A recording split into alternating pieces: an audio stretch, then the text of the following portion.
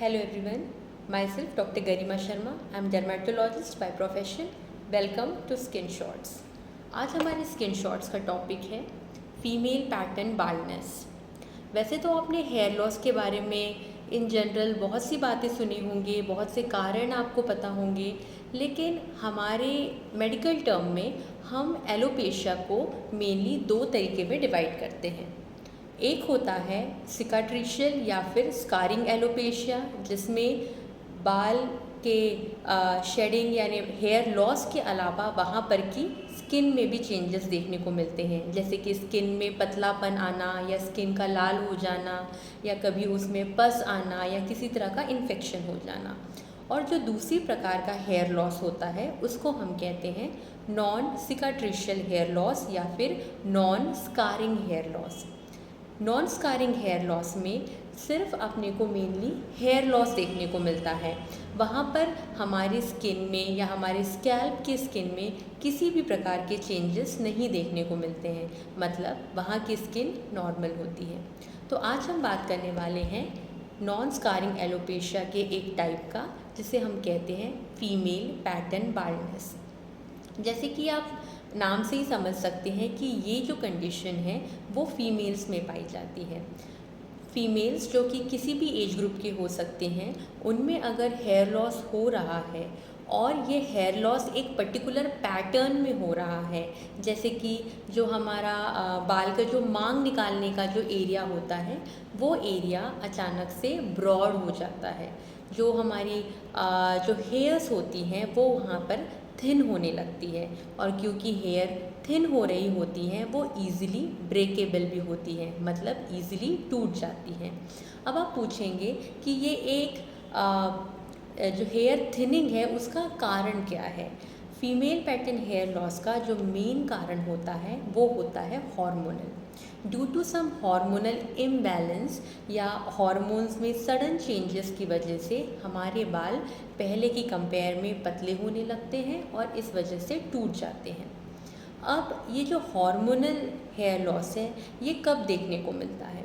ये मेनली आपने देखा होगा मेनली मेनोपॉज के बाद, जब माहवारी या जो मेंसेस होते हैं वो 45 इयर्स या 50 इयर्स के आसपास जब धीरे धीरे कम होके बंद हो जाते हैं, तब हमारे बॉडी के हार्मोन्स में चेंजेस आते हैं, और उनमें से एक चेंजेस होते हैं धीरे धीरे बालों का पतला होना और टूट जाना। इसीलिए आपने 45 या 50s की एज ग्रुप के फीमेल में एक ब्रॉडनिंग ऑफ पार्टीशन, जो हमारा हेयर पार्टीशन होता है, वो अक्सर देखने को मिलता है। लेकिन ये ऐसा नहीं है कि ये सिर्फ एक मेनोपॉजल इफ़ेक्ट ही है, ये दूसरे एज ग्रुप्स में नहीं मिलता, नहीं, ये बहुत अर्ली एज में भी देखने को मिलता है।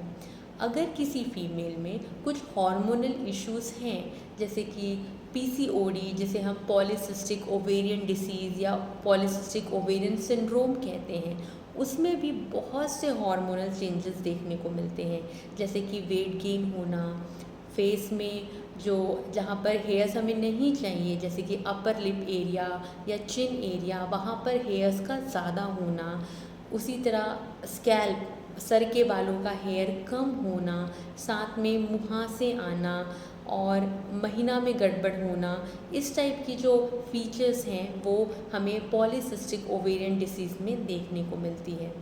इसके अलावा अगर किसी भी प्रकार का हार्मोनल ट्यूमर है जो कि कुछ हार्मोन सिक्रीट कर रहा है, मेनली मेल हार्मोन सिक्रीट कर रहा है, वो भी हेयर लॉस करा सकता है। इसके अलावा कुछ दवाइयाँ होती हैं, किसी और कंडीशन में अगर कुछ हमारा हार्मोनल ट्रीटमेंट चल रहा होता है, या कभी कभी प्रेगनेंसी में भी कुछ हार्मोनल इश्यूज़ की वजह से हेयर लॉस देखने को मिल सकता है। तो अगर हम बात करते हैं इसके ट्रीटमेंट की, तो फीमेल पैटर्न हेयर का जो फीमेल पैटर्न हेयर लॉस का जो ट्रीटमेंट है वो टोटली डिपेंड करता है हमारे लाइफस्टाइल मैनेजमेंट में। जैसे कि डायबिटीज़ में हम कहते हैं कि आप वेट लॉस करिए, एक्सरसाइज करिए, एक प्रॉपर डाइट फॉलो करिए, उसी तरह हम हार्मोनल जैसे किसी भी प्रकार की हार्मोनल प्रॉब्लम्स में हमारा सबसे इम्पॉर्टेंट सलाह यही होता है कि आप अपनी लाइफस्टाइल को जितना हेल्दी बना सकते हैं, जितना एक्टिव बना सकते हैं, उतना बनाइए। तो अगेन अगर हम ट्रीटमेंट की बात करें तो सबसे इम्पॉर्टेंट ट्रीटमेंट है कि वेट लॉस करें, ग्रेजुअल तरीके से वेट लॉस करें, जो आपके बॉडी और हाइट के हिसाब से, आपके बीएमआई के हिसाब से जो परफेक्ट है या जिसे हम हेल्दी बीएमआई रेंज कहते हैं, उस रेंज में लाने की कोशिश करें। ये आपके डॉक्टर्स आपको बेहतर बता पाएंगे कि आपकी हाइट के हिसाब से, आपके एज के हिसाब से आपका एक्चुअल वेट कितना होना चाहिए। उसके बावजूद भी मैं तो अपने पेशेंट को यही कहूँगी कि don't look at the numbers. आप इतना केजी लॉस, उतना केजी लॉस के नंबर में ना आइए, उस फैक्ट को आप एक साइड रख के आप अपना सारा ध्यान अपनी हेल्दी लाइफस्टाइल पर रखिए। आपको हमेशा ये ध्यान रखना है कि इर्रेस्पेक्टिव ऑफ वेट मुझे एक प्रॉपर डाइट लेना है, एक हेल्दी बैलेंस डाइट लेना है और रेगुलर बेसिस में एक्सरसाइज करना है। Whatever is the weight, कई बार बहुत ही लीन थिन पेशेंट भी हमारे पास आते हैं, परफेक्ट जिनका वेट है, परफेक्ट हाइट है, ऐसे पेशेंट्स आते हैं। उनको भी मैं प्रमोट करती हूँ कि आप डेली बेसिस में एक्सरसाइज करिए और एक balance high protein low carb diet रखिए, जिससे आपके जितने भी हार्मोनल इश्यूज़ हैं वो हमेशा सही रहें। इसके अलावा हमने देखा है कि आज की लाइफ में स्ट्रेस बहुत हो गया है, और हाँ, ये स्ट्रेस भी हमारे हार्मोन्स को अफेक्ट करता है। इसीलिए आपने देखा होगा जब हमारा मूड अच्छा होता है, हमारे हार्मोन्स अच्छे होते हैं, एक नॉर्मल रेंज में रहते हैं, और हमारी स्किन अच्छी लगती है, हमारे हेयर्स अच्छे लगते हैं। लेकिन हमारी बॉडी जब स्ट्रेस में जाती है, चाहे वो फिज़िकल स्ट्रेस हो चाहे मेंटल स्ट्रेस हो, हमारी बॉडी के हार्मोन्स में चेंज आने लगते हैं और हमारी स्किन, हेयर, सब कुछ, बॉडी का हर एक सिस्टम अफेक्ट होने लगता है। सो अगर हमारा पहला ट्रीटमेंट, पहला एम ऑफ ट्रीटमेंट की बात करें तो यस, आपको एक प्रॉपर डाइट और एक प्रॉपर वेट को मेंटेन करना है और रेगुलर बेसिस में एक्सरसाइज करना है, जो भी आपका वेट हो।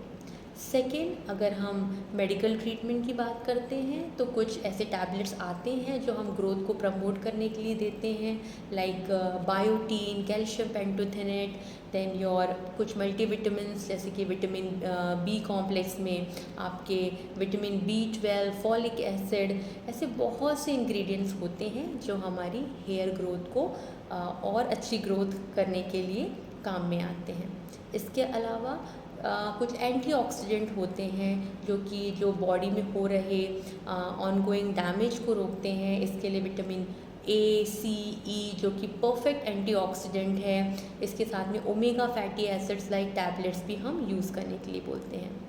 इसके अलावा अगर हम लोशन या सीरम की बात करते हैं तो मिनॉक्सिडिल, कैपेक्सिल, प्रोकैपल्स, ऐसे बहुत से हेयर सीरम आते हैं जो हमारी हेयर की डेंसिटी को मेंटेन करने में और बढ़ाने में बहुत हेल्पफुल होते हैं।